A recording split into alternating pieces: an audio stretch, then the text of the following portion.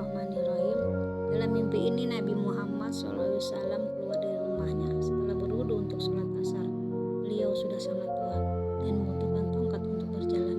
Beliau kemudian sedikit berteriak sambil bertanya, adakah orang yang mau membawaku ke masjid?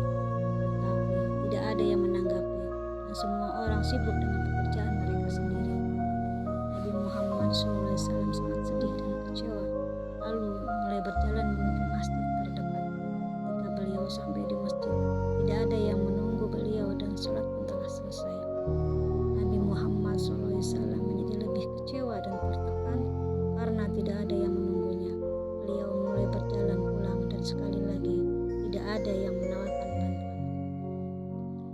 Aku baru saja menyelesaikan pekerjaan yang sulit dan bertemu dengan Nabi Muhammad SAW di dekat rumahnya.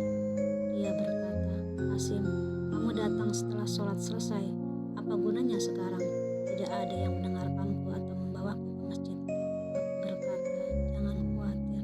Ada masjid besar jauh di depan sana dan sholat belum dimulai.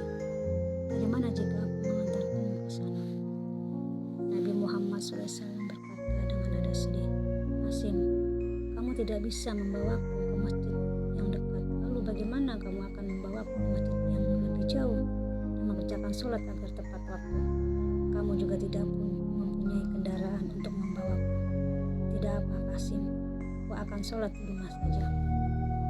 Aku katakan lagi, jangan khawatir. Jika aku sampai di sini lebih awal, aku akan mengantarkanmu ke masjid tepat waktu. Allah Subhanahu wa Ta'ala beserta kita.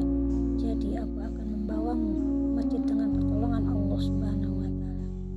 Sekarang aku menjadi khawatir karena aku tidak mempunyai kendaraan, bahkan aku tidak tahu jalan.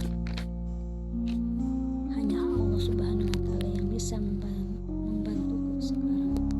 Lalu Allah Subhanahu wa Ta'ala berkata di telinga kananku, Qasim, pegang Nabi Muhammad SAW dan larilah, aku akan membawamu ke masjid. Lalu aku menggendong Nabi Muhammad SAW dalam pelukku. Kemudian mulai berlari.